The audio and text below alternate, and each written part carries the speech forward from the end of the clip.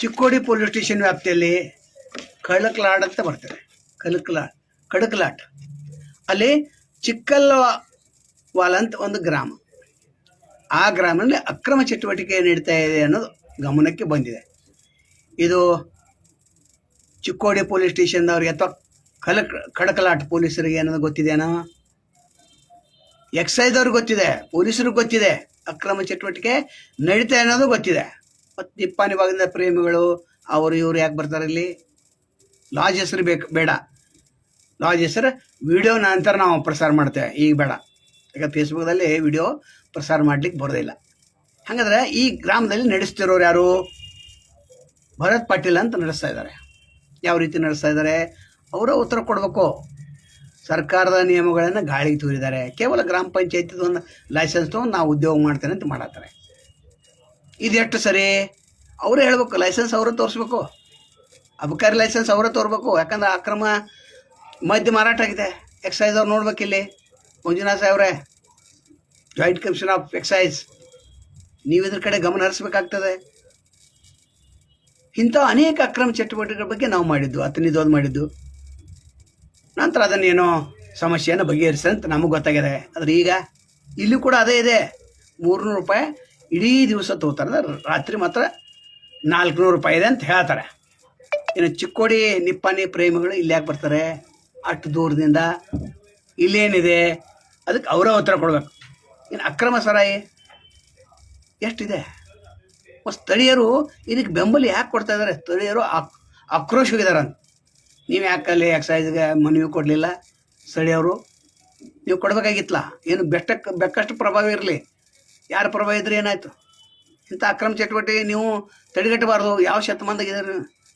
ಏನು 12ನೇ ಶತಮಾನದಾಗಿದ್ರು, ಏನು 21ನೇ ಶತಮಾನದಾಗಿದ್ರು? ಹೇಳಬೇಕು. ಎಸ್ ಪಿ ಅವ್ರ ಗಮನಕ್ಕೆ ತರಬೇಕು. ಎಕ್ಸೈಸ್ ಮಂಜುನಾಥ್ ಅವ್ರು ನಾವು ಹೇಳಿದೆ ಈಗಾಗಲೇ ಈ ವಿಷಯ ಕುರಿತು ತನಿಖೆ ಮಾಡ್ರಿ ಅಂತ. ತನಿಖೆ ಬರ್ತಾರೋ ಗೊತ್ತಿಲ್ಲ, ಹೇಳ್ತೇವೆ. ಇನ್ನು ಇಲ್ಲಿ ಇಬ್ಬರು ಕೂಡಿ ಎಕ್ಸೈಸ್ ಮತ್ತು ಪೊಲೀಸ್ ಡಿಪಾರ್ಟ್ಮೆಂಟ್ ಶಾಮೀಲಾಗಿದ್ದಾರೇನು ಕೇಳಬೇಕಾಗ್ತದೆ. ಯಾಕಂದರೆ ಇಲ್ಲಿ ಅಕ್ರಮ ಚಟುವಟಿಕೆ ಎಷ್ಟು ದೊಡ್ಡ ಪ್ರಮಾಣದಲ್ಲಿದೆ ಅಂತಂದ್ರೆ ದೊಡ್ಡ ಪ್ರಮಾಣದಲ್ಲಿದೆ. ಇನ್ನು ಈ ಮಾಲಕರು ಏನು ಮಾಡ್ತಾರೆ ಅಂತಂದರೆ ಸೋಷಿಯಲ್ ಮೀಡಿಯಾ ಹಿಡ್ಕೊಂಡು ಕೆಲವೊಂದು ಸೋಷಿಯಲ್ ಮೀಡಿಯಾ ಹಿಡ್ಕೊಂಡು ಅವ್ರು ತಮ್ಮ ಪ್ರಚಾರವನ್ನು ಕೂಡ ಗಿಟ್ಟಿಸ್ಕೊಂಡಿದ್ದಾರೆ. ಹೀಗಾಗಿ ಇಲ್ಲಿ ಸಂಶಯಾಸ್ಪದ ಯಾವುದೂ ಕಂಡು ಬರ್ತಾ ಇಲ್ಲ ಅಂತ ಜನರಿಗೆ ಅನಿಸ್ತಿದೆ. ಅದರ ಸ್ಥಳೀಯರು ಏನು ಮಾಡ್ತಾರೆ, ಇಲ್ಲಿ ದೊಡ್ಡ ದಂಧೆ ನಡೀತಾ ಇದೆ, ಇಲ್ಲಿ ಯಾರು ಬರ್ತಾರೆ ಯಾರು ಹೋಗ್ತಾರೆ ಅಂತೇಳಿ ಅವ್ರದ್ದೇ ನಾವು ಬಿಡುಗಡೆ ಮಾಡ್ತೇವೆ. ಯಾಕಂದರೆ ಇವರು ಕ್ರಮ ಕೈಗೊಳ್ಳಿಲ್ಲ ಅಂದರೆ ಯಾರು? ಕಡಕಲಾಟ್ ಚಿಕ್ಕೋಡಿ ಪೊಲಿಟಿಷಿಯನ್ ವ್ಯಾಪ್ತಿಯಲ್ಲಿ ಬರುತ್ತೆ. ಕಡಕಲಾಟ್ ಗಾರ್ವಾ ಲಾಜ್ ಅಂತ. ಲಾಜ್ ಹೆಸರನ್ನು ಹೇಳ್ತೇವಲ್ಲ, ಗಾರ್ವಾ ಲಾಜ್. ಇದು ಯಾರು ನಡೆಸ್ತಾರೋ ಅದನ್ನು ಹೇಳಿದ್ದಾರೆ. ಇಲ್ಲಿ ಏನಾದರೂ ನಡೀತಾ ಇತ್ತು ಅಂದರೆ, ನಡೆದಿಲ್ಲ ಅಂದರೆ ಪ್ರಶ್ನೆ ಇಲ್ಲ. ನಡೀತಾ ಇತ್ತು ಅಂದರೆ ಸ್ಥಳೀಯರು ಹೇಳೋ ಪ್ರಕಾರ ನಾವು ವರದಿ ಮಾಡ್ಬೇಕಲ್ಲ. ಮತ್ತು ಅವ್ರು ಏನಾದರೂ ವರದಿ ಕೊಟ್ಟರೆ ನಾವು ಒಂದು ವರದಿ ಕೊಡ್ತೇವೆ. ಏನು ಮಾಡಬೇಕು ನಮಗೂ ಗೊತ್ತಿದೆ. ಸ್ಥಳೀಯರಿಗೆ ಚಿತ್ರಹಿಂಸೆ ಆಗ್ತಾಯಿದೆ, ಸ್ಥಳೀಯರು ಸಂಶಯ ದೃಷ್ಟಿಯಿಂದ ನೋಡ್ತಾ ಇದ್ದಾರೆ ಅಂತಿದೆ. ಎಲ್ಲ ಮಾಡಿನೂ ಕೂಡ ನಾವೇನು ಮಾಡಿಲ್ಲ ಅನ್ನೋದನ್ನು ಹೇಳುವಂಥ ಮಾಲಕರು ಭಾಳ ಮಂದಿ ಇದ್ದಾರೆ. ಎಕ್ಸೈಸ್ ಜೊತೆ ಹೊಂದಾಣಿಕೆ ಮಾಡ್ಬಿಡ್ತಾರೆ ಮತ್ತು ಅಲ್ಲಿ ಪೊಲಿಟಿಷಿಯನ್ ವ್ಯಾಪ್ತಿಯಲ್ಲಿ ಹೊಂದಾಣಿಕೆ ಮಾಡ್ಕೊಂಡು ಮುಗೀತಲ್ಲ. ಸಾರ್ವಜನಿಕರು ಎಷ್ಟೇ ಕಂಪ್ಲೇಂಟ್ ಕೊಟ್ಟರು, ಈಗಾಗಲೇ 2-3 ಮಾಧ್ಯಮದವರು ಕಂಪ್ಲೇಂಟ್ ಸಹಿತ ಕೊಟ್ಟಿದ್ರು. ಅವರು ಮಾಧ್ಯಮದವರು, ಸಾರ್ವಜನಿಕರಲ್ಲ, ಮಾಧ್ಯಮದವರು.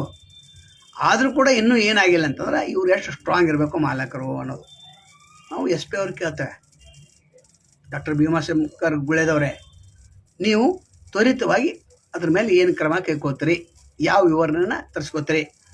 DSP ಗೌಡರವರು ಇದ್ದಾರೆ, ಪ್ರಾಮಾಣಿಕ ಅಧಿಕಾರಿ, ಭಾಳ ಪ್ರಾಮಾಣಿಕ ಅಧಿಕಾರಿ ಗೌಡರವರು. ನಮ್ಗೆ ಗೊತ್ತಿದ್ದ ಪ್ರಕಾರ, ನಮಗೆ ಮಾಹಿತಿ ಸಿಕ್ಕ ಪ್ರಕಾರ ಅದ. ಅವ್ರು ಮತ್ತೆ ಏನಾದ್ರು ಗೊತ್ತಿಲ್ಲ, ಆದರೆ ಮಾಹಿತಿ ಸಿಕ್ಕ ಪ್ರಕಾರ ಗೌಡರವರು ನೀವು ಯಾವ ರೀತಿ ಕ್ರಮ ಕೈಗೊಳ್ತೀರಿ ಹೇಳತ್ತಲ್ಲ. ಮತ್ತು ಗಾರ್ವಾ ಲಾಜ್, ಚಿಕ್ಕಲ್ವಾಳ್ ಗ್ರಾಮ, ಕಡಕಲಾಟ್ ಪೊಲಿಟಿಷಿಯನ್ ವ್ಯಾಪ್ತಿ, ಚಿಕ್ಕೋಡಿ ತಾಲೂಕು ಸರ್ಕಾರ ನಿಯಮಗಳನ್ನು ಉಲ್ಲಂಘಿಸಿದ್ದಾರೆ ಅಂತ ಸೋಷಿಯಲ್ ಮೀಡಿಯಾದವರು ಹುಡ್ಕೊಂಡು ಇವ್ರನ್ನ ಪ್ರಚಾರ ಮಾಡಿದ್ದಾರೆ. ಸೋಷಿಯಲ್ ಮೀಡಿಯಾದವ್ರು ನಿಮ್ಗೆ ಗೊತ್ತಿದೆ. ಸೋಷಿಯಲ್ ಮೀಡಿಯಾದವ್ರು 6 ಕೊಟ್ಟರೆ ಹತ್ತಿ ಕಡೆ, 3 ಕೊಟ್ಟರೆ ಸೊಸೆ ಕಡೆ ಅಂಥವ್ರು ಇದ್ದಾರೆ. ಇನ್ನು ಪ್ರಕರಣ ದಾಖಲೆ ನಾವು ಹೇಳ್ತಾರೋ ಸಾರಿ ಇಂಪಾರ್ಟೆಂಟ್ ಇದೆ, ಇದು ವಿಷಯ ಭಾಳ ಇಂಪಾರ್ಟೆಂಟ್. ನಾವು ಪ್ರಕರಣಗಳನ್ನ ದಾಖಲೆ ಮಾಡಿದ್ದೇವೆ, ಅದರ ಬಿಟ್ಟು ಹೆಂಗೆ ಬಂದ್ರು ಅವರು? ಯಾವ ಪ್ರಕರಣ ಎಷ್ಟು ಕೇಸನ್ನು ಬುಕ್ ಮಾಡಿದಾರೆ ನೀವು? ಪಿಟ್ಟಿ ಕೇಸ್ ಅಂದರೆ ಜಾಮೀನು ಸಿಗುವಂಗೆ ಅಲ್ಲೇ ಸ್ಟೇಷನ್ದಾಗ ಬರೆದು ಕೊಟ್ಟು ಬಿಡೋದು. ಇದನ್ನ ಯಾಕೆ ಮಾಡಿರಿ ಅಂತ ನಾವು ಸ್ಟೇಷನ್ದವ್ರು ಕೇಳ್ತಾರೆ. ಅಷ್ಟೇ ಕೇಳಿದಾಗ ಅದನ್ನ ಹೇಳ್ತಾರೆ ಎಷ್ಟು ಪ್ರಕರಣ ದಾಖಲೆ ಮಾಡಿದ್ದಾರೆ ಅಂತ SP ಅವರು ಅಂತ ತನಿಖೆ ಮಾಡಬೇಕು. ಇಲ್ಲಿ ಅನುಮಾನದ ಹುತ್ತು ಅಡಗಿದೆ. ಈ ಅನುಮಾನದ ಹುತ್ತವನ್ನು SP ಅವರು ಗಮನಿಸಬೇಕು. ಮತ್ತು ಏನು ಎಕ್ಸೈಸ್ DC ಅವರಿದ್ದಾರೆ ಅಥವಾ ಜಾಯಿಂಟ್ ಕಮಿಷನರ್ ಮಂಜುನಾಥ್ ಅವರು ಇದ್ರ ಬಗ್ಗೆ ಸ್ವಲ್ಪ ಗಮನ ಹರಿಸ್ರಿ. ನೀವು ಗಮನ ಹರಿಸಲಿಲ್ಲ ಅಂದ್ರೆ ಮತ್ತು ನಾವು ಏನು ತೆಗೆದುಕೊಂಡು ಬಂದಂಥ ವಿಡಿಯೋ ಏನಿಲ್ಲ ಅದನ್ನು ಬಿಡ್ತೇವೆ. ಯಾಕಂದ್ರೆ ಸಾರ್ವಜನಿಕ ದೃಷ್ಟಿಯಿಂದ ಇಂಥ ಬಿಡಬಾರ್ದು. ಆ್ಯಕ್ಚುಲಿ ನಮ್ಮ ಪ್ರಕಾರ ಇದು ಸಂಬಂಧ ಬರೋಂಗಿಲ್ಲ. ಅದರ ಸ್ಥಳೀಯರು ಮತ್ತು ಅಲ್ಲಿ ಸೋಷಿಯಲ್ ಮೀಡಿಯಾದವರು ಅನೇಕ ಪ್ರಕಾರ ವರದಿ ಮಾಡ್ತಾರೆ.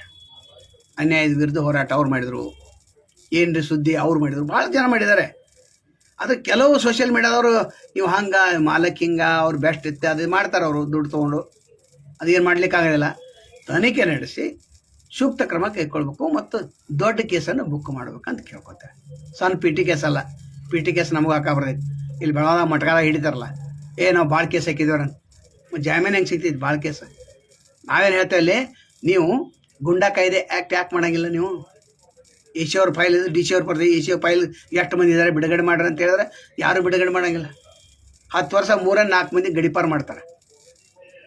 ಗುಂಡಾ ಆ್ಯಕ್ಟ್ ಅಲ್ಲ, ಗಡಿಪಾರು ಮಾಡ್ತಾರೆ. ಗುಂಡಾ ಆ್ಯಕ್ಟೂ ಇದೆ.